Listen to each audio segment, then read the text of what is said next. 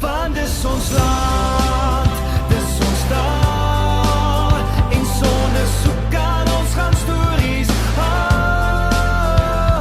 Waar wil lewe in die tuine, hoog gebou uit sand, die helder see en die goue straat. Die landskap wat oor generasies vertel, die harte wat in ritme met die golwe val. Ons land, ons taal.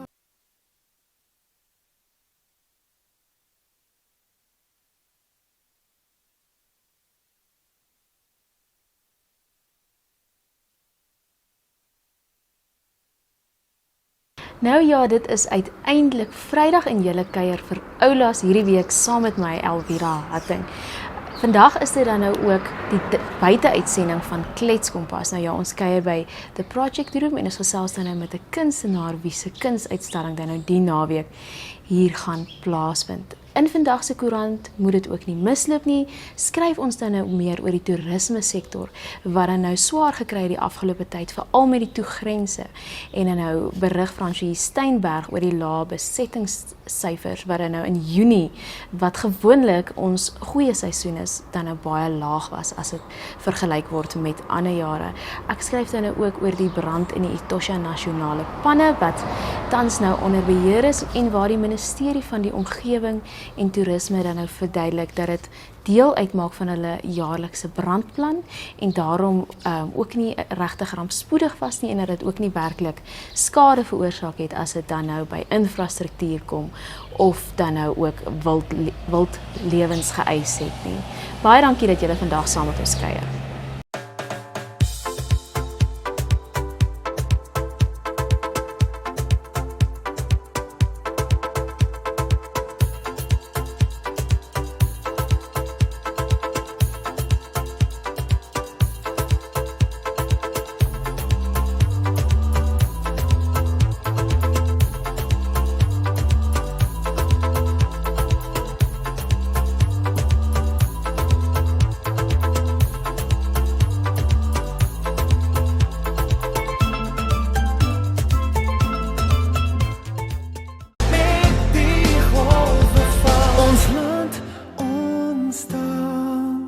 Nou ja, soos beloof speel ons vanoggend van buite die studio vir Kletskompas. Nou ja, by my dan nou Margie Nienaber. Nou haar kunsuitstalling by die Project Room in Windhoek Wes begin dan nou môre wat Saterdag 24 Oktober is. Nou ja, sy gee ons vandag nou so 'n bietjie 'n vooruitskouing van hierdie pragtige versameling van kunswerke. Margie, baie welkom. Thank you very much.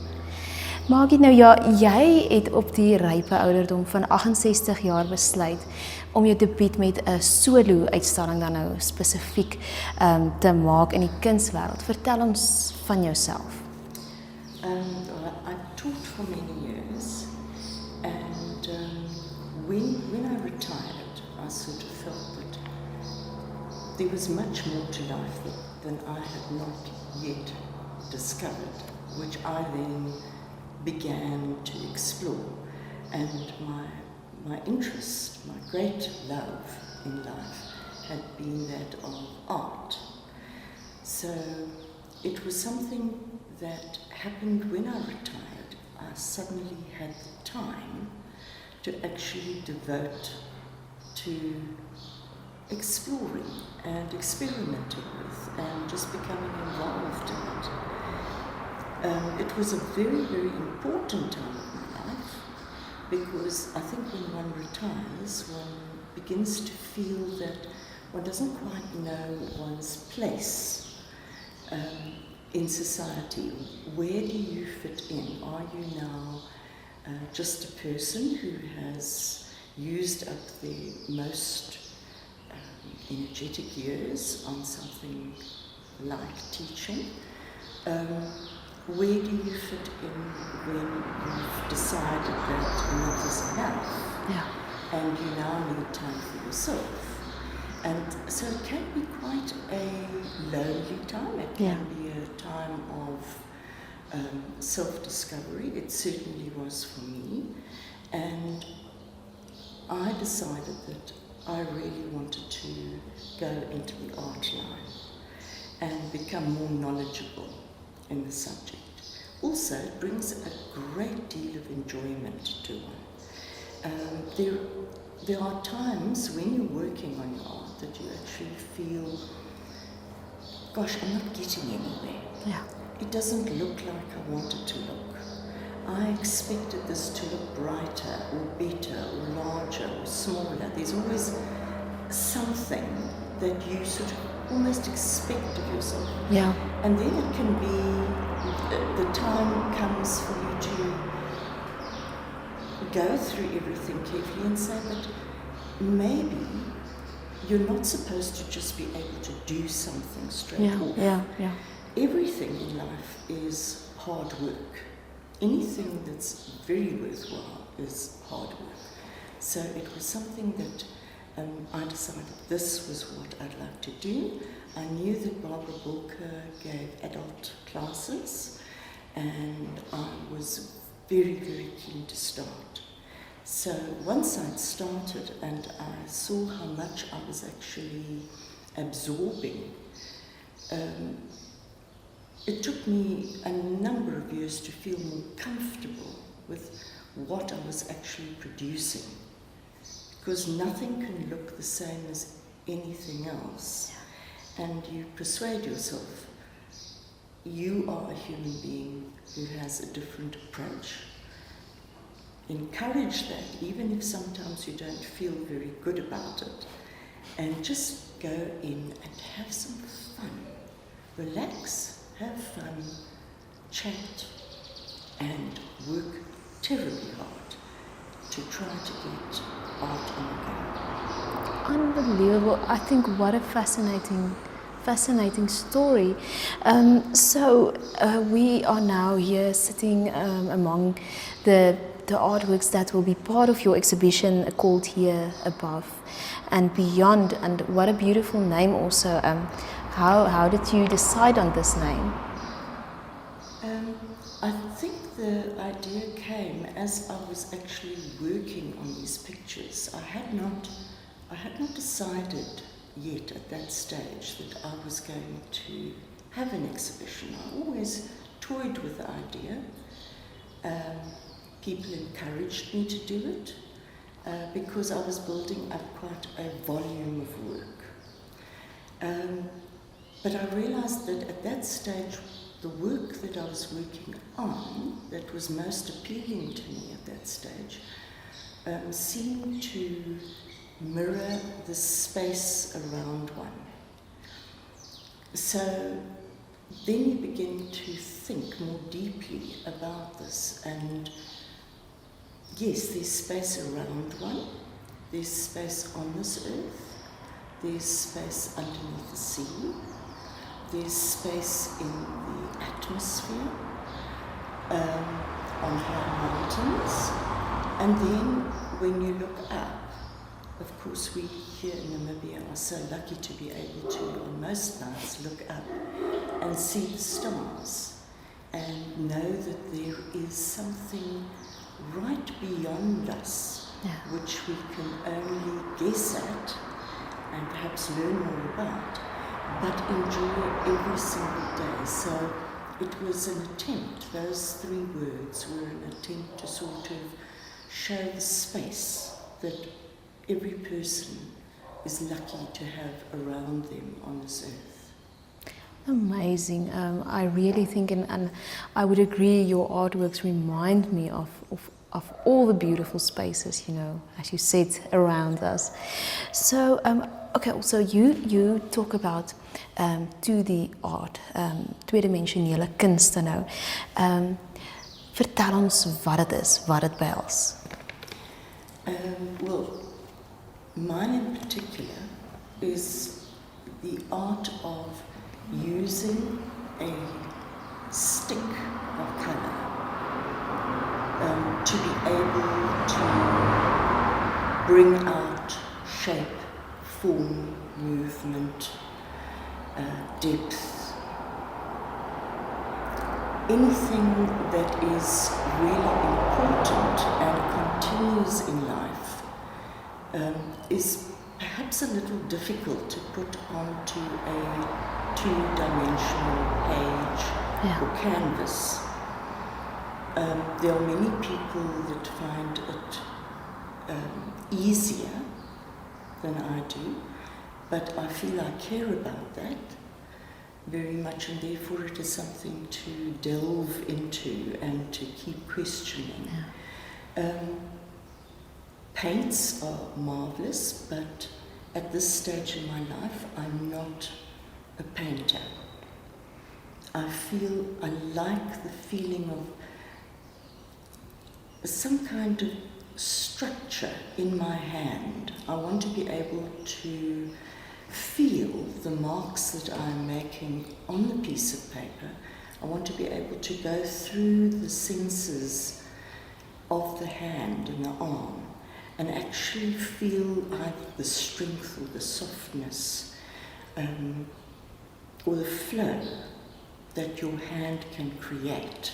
So it's sort of like at this stage of my life, I'm really enjoying being very much in touch, very close to the paper. And painting has its own marvels. Each technique has its own marvels, but I haven't learned those yet.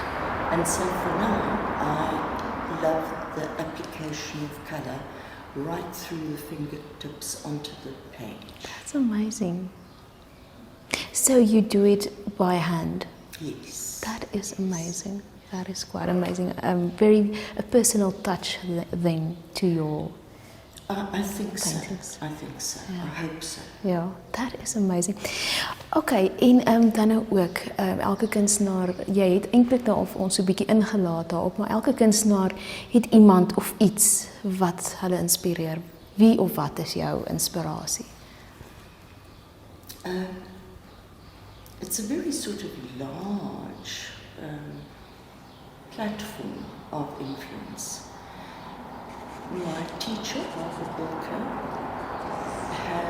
I've been with her for 10 years now, and she has really opened up a vast amount of art world to me. So I would say she is inspirational. There's always something that she's got to offer. She will let you into whatever method or an artist or a style is going, from perhaps modern art all the way back through to, shall we call it, ancient art. So she's got a wide experience, knowledge, and shares it with us.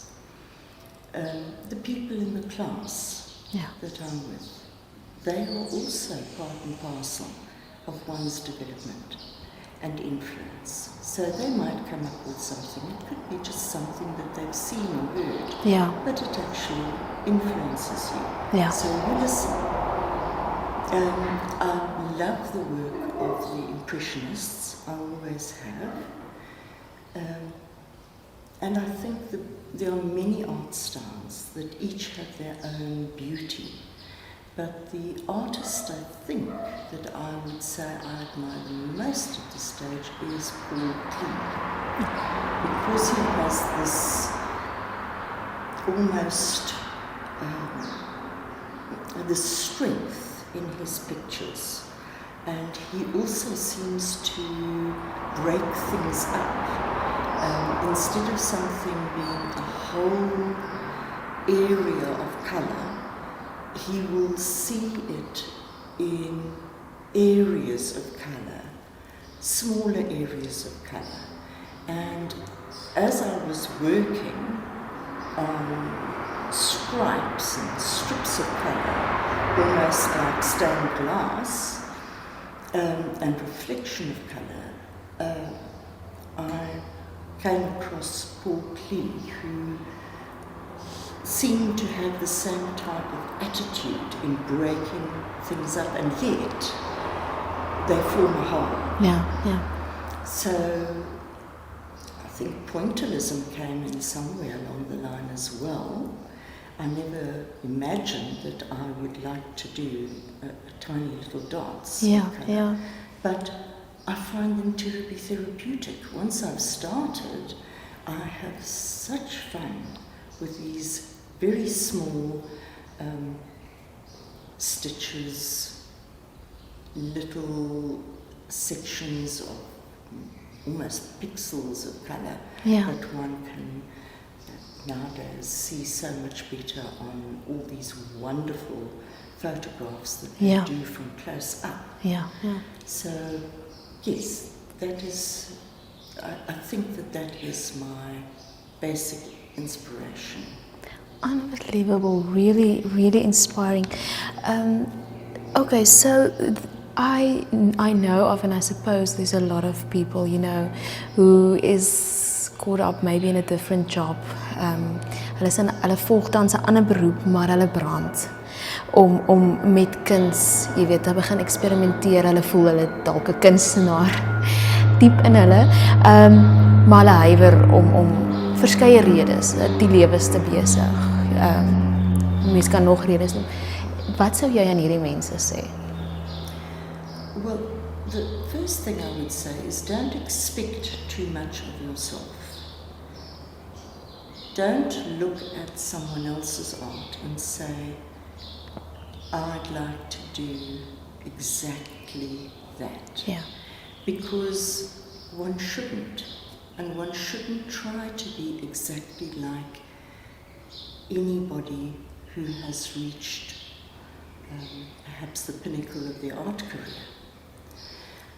I would say rather think of art, any creative skill, as a way to further yourself. Art is such an open-ended subject. There is no answer, there's no right, and yes, there can be a little bit of wrong, but you change it. That's the wonderful thing about art, is no matter what you have done, if you feel disappointed and you wish to change something, in most cases, you are able to change it, but never to change it to what somebody else's art looks like. Many people can copy things, but in that copying, they lose something of themselves, and instead, the goal they set is such a high goal. The aim is so high that they start to feel, oh, my picture doesn't look the same as theirs. Oh, I'm not getting this right. Whereas if you're doing your own thing, it can morph into whatever it wishes to be. Ja. And you can get back at it, change it the next day, put it away for a while, it doesn't matter. It'll wait. Ja. And when you feel that you've got the courage and the interest, the excitement to get back at it, you haul it out again, whatever it might be. Ja. And luckily, most of us who are perhaps in the retired age, usually we've got a little more time on our hands to spend on ourselves and not so much worry about other people. So this is the time, I would say, for anybody who's got time on their hands, try your own thing. Ja.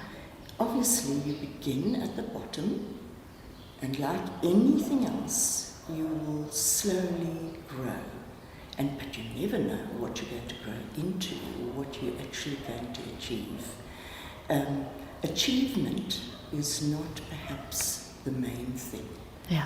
Self-understanding, enjoyment, being able to relax, have a bit of fun, those are the things that are the most important things in life. Die dinge wat saak maak. Absoluut. Okay, Margie, ek sal graag wil hê dat jy vir ons 'n bietjie jou kunswerke wys en miskien vir ons vertel van die onderskeie kunswerke. Ja.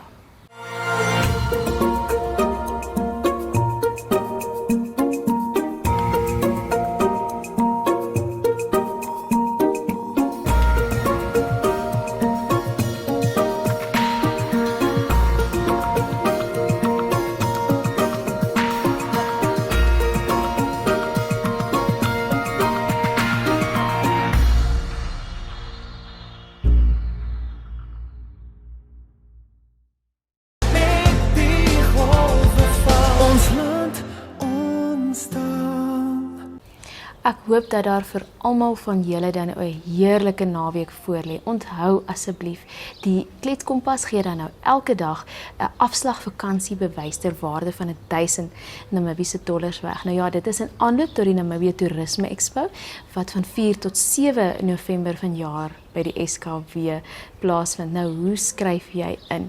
Beantwoord die vraag wat nou op die skerm verskyn. Onthou asseblief, jy kan net een keer wen en jy moet ouer as 18 jaar wees om te kan deelneem. Mooi loop.